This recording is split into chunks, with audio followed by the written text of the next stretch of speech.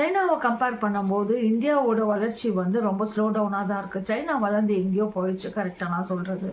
ஆனால் இதுக்கெலாம் என்ன காரணமாக இருக்கலாம்? Number one, historical background. China and India ரெண்டுமே பார்த்தீங்கன்னா பிரிட்டிஷ் ரூல் அண்டர் வந்து பல வருஷங்கள் இருந்தது. இண்டிபெண்டன்ஸ் கிடச்சக்கப்புறம் இந்தியன் எக்கனாமி பார்த்தீங்கன்னா ஃபுல்லாக அக்ரிகல்ச்சர் மேலே தான் டிபெண்டாக இருந்துச்சு. ஆனால் சைனா வந்து தன்னுடைய எக்கனாமியை வந்து ரீஸ்ட்ரக்சர் பண்ணி இண்டஸ்ட்ரியலைசேஷனை சீக்கிரம் ப்ரமோட் பண்ண ஆரம்பிச்சிருச்சு. Number two, political reason. இந்தியாவில் வந்து மல்டிபிள் பார்ட்டிஸ் இருக்குது. ரெண்டாவது, அது வந்து டெமோக்ரஸி டிபெண்ட் கண்ட்ரி. அதே நேரத்தில் சைனா வந்து ஒரு கம்யூனிஸ்ட் டிபெண்ட் கண்ட்ரி.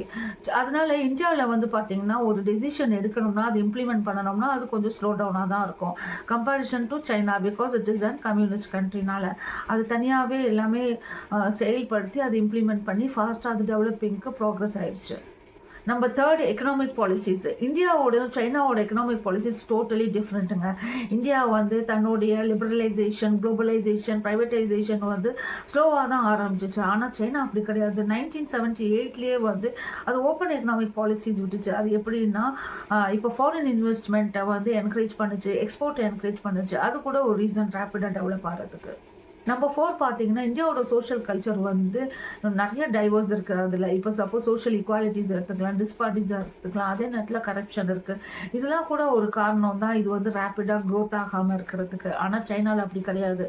அந்த கவர்மெண்ட் வந்து தன்னுடைய மக்களை வந்து எக்கனாமிக் டெவலப்மெண்ட்டில் பங்கு எடுத்துக்கணுன்ட்டு ரொம்பவே என்ஷூர் பண்ணிக்கிற மாதிரி.